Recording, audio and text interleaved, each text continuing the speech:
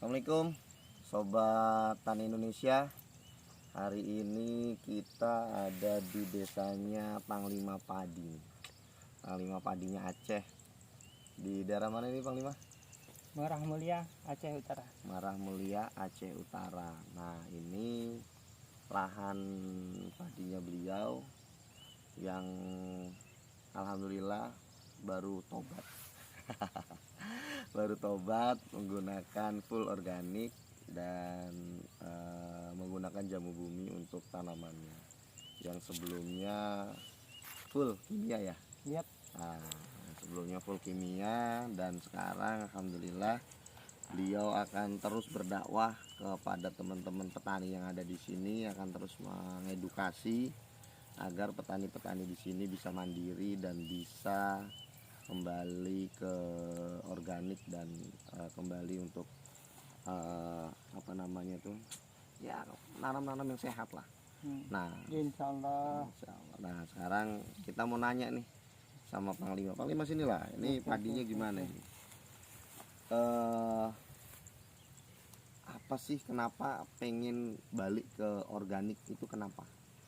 Sebenarnya gini, walaupun saya kemarin-kemarin itu pakai kimia, cuma sedikitnya saya tahu dalam pikiran saya kan bahwa yang akan memperbaiki bumi ini adalah organik. Dan saya pikir kemarin sebelum saya ikut sama Lumbung Bumi kan, jadi saya berpikirnya yang organik itu cuma pupuk dasar. Organik cuma pupuk dasar. Ya. Oh. Dan alhamdulillah sekarang kok ternyata saya dalami ilmu-ilmu itu saya belajar kan selama ini beberapa bulan yang lalu itu. Oh ternyata ada pestisida nabati, ada nutrisi yang lain lah. Nah itu baru tahu. Ya, jadi dulu itu sebenarnya kalau saya terjun di dunia pertanian khususnya padi ini baru di sini 5 tahun. Dan di 5 tahun itu saya terus belajar karena saya memang kosong, ilmu nggak ada. Dan banyak petani yang terinspirasi dari pengalaman saya lah itu.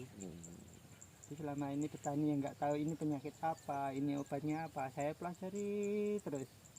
Nah, terus ini sifatnya padi kayak apa, saya pelajari terus. Disitulah saya bagikan ke petani dari YouTube ataupun Facebook ataupun yang lain, media yang lain, itu saya bagikan. Oh gini cara perawatannya, ini obatnya dan aplikasinya seperti ini, tapi dengan kimia. Jadi sekarang alhamdulillah udah beralih ke organik. Insya Allah. Nah ini biasanya nih, ini luas berapa Panglima? Ini 1000, situ 1000 lagi. Oh, 1000 berarti 2000. Ya. Tadi sempat bincang-bincang sama Panglima, biasanya untuk 2000 meter habis pupuk dan pestisida full perawatan kurang lebih sekitar 3 jutaan ya. Iya betul. 3 jutaan full semuanya. Sekarang dengan kita pakai jamu kita dan segala macam habis berapa? Full perawatan. Full perawatan 17 1.700.000. Ya. Nah, 50% hampir perawatannya turun. Alhamdulillah. Nah ini petani itu harus berkreasi. Jadi petani itu yang penting mudah, yang penting murah, hasilnya melimpah, ya toh? Ya. Nah sekarang murahnya sudah dapat. Aplikasinya mudah nggak? Mudah, cuma nyemprot. Nah, cuma mudah nyemprot aja, nggak perlu yang lain-lain. Jadi cukup murah dan cukup mudah. Dan insya Allah hasilnya melimpah. Nah ini buktinya nih. Ini malai-malai padinya lihat, ngeri kalau lihat malai padinya panjang-panjang begini. Dan nah ini mungkin bisa di shoot ke teman-teman, lihat panjang malainya luar biasa. Ini isinya sekitar 450. Ini sekitar 450 bulir lah kurang lebihnya. Jadi memang deskripsinya dari sana kan ya, antara 350 sampai 450. Luar biasa. Padi itu harus besar, harus tinggi. Supaya apa? Supaya malainya panjang. Jadi banyak orang bilang, oh Pak kalau nanti padinya panjang, padinya tinggi, nanti rebah, mudah rebah. Alhamdulillah Panglima Padi membuktikan bahwa padi yang tinggi-tinggi tidak rebah dan tetap kokoh. Karena apa? Karena ayatnya sudah jelas dalam Quran menjelaskan bahwa ketika akar itu kuat mencengkram pada bumi tanah, maka dia akan menjulang ke langit dengan kokohnya. Nah, jadi perbaiki tanahnya supaya akar-akar itu masuk dan mencengkram ke dalam tanah. Nah, ini perbandingan. Ini yang pendek-pendek. Lihat malai, imut-imut. Tangannya paling. Lihat. Impari 32. Ini paling sekitar 100-an bulir ini. Ini kimia ya? Ya. Pendek-pendek. Jadi seperti yang saya sampaikan bahwa konsep bertani itu yang penting ramah lingkungan. Urusan hasil biarkan Allah yang menentukan, tapi pastilah Allah sudah berjanji kepada umatnya dan dia tidak akan pernah bohong. Selama kita mau berbagi, selama kita mau mengikuti perintah-perintahnya, insya Allah. Karena di dalam Al-Quran yang Allah sebutkan bahwa dan tanah yang baik, tanamannya akan tumbuh subur atas izin Allah. Dan alhamdulillah hari ini kita membuktikan bahwa tanah yang baik, hasil padinya tumbuh subur atas izin Allah. Dan insya Allah semoga Allah memberkahi Panglima dan keluarganya. Amin. Supaya tanaman padi ini menjadi berkah buat keluarganya. Hasilnya melimpah dan bisa nanti menjadi ladang dakwah buat Panglima untuk teman-teman di Aceh dan sekitarnya, sehingga mereka semua bisa kembali lagi tersenyum kayak Panglima. Dan yang butuh bibit insya Allah 40 hari lagi ready. Nah, buat teman-teman yang butuh bibit padi jenis apapun, nah ini beliau salah satu pemulia padi juga, pemulia benih padi. Jadi sehingga beliau memuliakan benih padi untuk dijadikan benih-benih unggul lah buat teman-teman semua gitu. Jadi mandiri pupuknya sudah, mandiri bibitnya sudah. Wih, luar biasa sekali nih. Berarti tinggal satu nih, mandiri pasar. Lah pasar beras organik dibeli semua sama teman-teman Lumbung kemarin. Gimana ini? Kemarin teman-teman Lumbung Hendra panen padi organik, beras organik aja langsung diborong semua. Apalagi ini nanti. Sehari habis. Nah, itu 700 dia. kilo ya? 700 kilo sehari habis. Apalagi ini nanti beras organik kita. Enggak cukup loh itu Mas. Aku belum ikut bagian kayak gitu. Nah kan makanya, jadi buat kawan-kawan semua enaknya berjamaah itu seperti itu. Jadi kita semua berjamaah, kita semua hadir dan kita semua harus tahu bahwa pertanian organik itu sehat dan menyehatkan. Kalau kita sudah bisa mandiri bibit, kita sudah bisa mandiri pupuk, mandiri pasar, alhamdulillah, insya Allah kita berkah lah, petani kita bisa tersenyum lebar. Karena pertanian sehat pasti diminati untuk masa depan anak cucu kita. Banyak orang sekarang ingin bertani sehat dan terbukti Panglima sudah membuktikan padi-padinya yang sekarang nih luar biasa, tinggi-tinggi, malainya panjang-panjang dan alhamdulillah setetes pun ya, nggak ada kimia sintetis, pestisida, alhamdulillah nggak ada pakai pestisida sintetis dan segala macam dan hasilnya bisa dilihat. Semua ini umur berapa? Umur 72 hari udah kayak gini. Biasanya nih umur panen kan sekitar 125-an lah ya. Tergantung varietasnya. Nah, ini varietasnya ini. Ini varietas ini biasanya umurnya 4 bulan. Ah, 4 bulan. Iya. 120 hari baru panen. ini. Iya. Wih. Nah, kalau udah kayak gini nanti ini panennya cepet dong. Berarti kurang lebih 30 hari lagi. 30 berarti 100 harian. Ya. Hemat 20 hari. Wes hemat pupuk. Tanamannya bagus. Lah ini kok harinya maju luar biasa. Jadi buat teman-teman tuh panennya lebih cepat. Kayak kemarin yang serang di mana itu? Langjrun. Itu biasanya kalau serang itu 105 hari atau 110 hari. Tapi kemarin 80 hari saya panen kan. Luar biasa tuh. Jadi kalau pakai jamu bumi, pakai jamu-jamu kita, selain dia produktivitasnya naik, tanamannya sehat, buat kita juga sehat. Yang paling penting tanamannya cepat panen. dan bisa dilihat Jadi itu. bisa dilihat tuh. Nah, tengok hijaunya aja beda. Ya bukannya apa ya?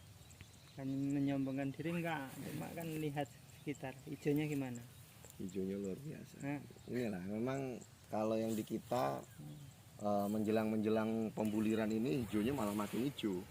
Jadi kalau yang buat teman-teman yang di situ wayai membulir, sini, maju sini.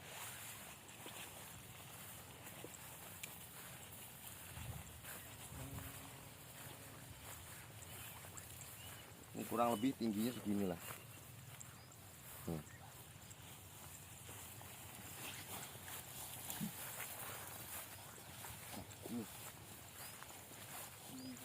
Lihat. Ini kuning ya? Ya, mulai menguning tuh. Lihat.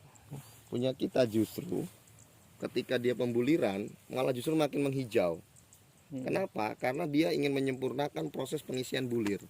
Sehingga nutrisi yang diserap, nutrisi yang dibutuhkan ketika pengisian bulir, dia kuat. Gitu. Jadi bulir-bulirnya nggak banyak yang kosong. Nah, kalau ketika dia sudah begini aja sudah mulai menguning, daun-daunnya sudah mulai menguning, lihat. Mulai mati, mulai menguning semua.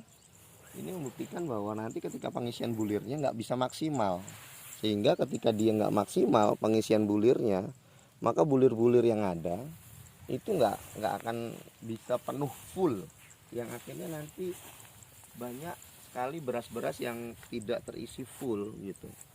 Nah ini lihat warnanya jauh sekali. Oh, kuning ini karena terbagi nutrisinya ya, kesedot.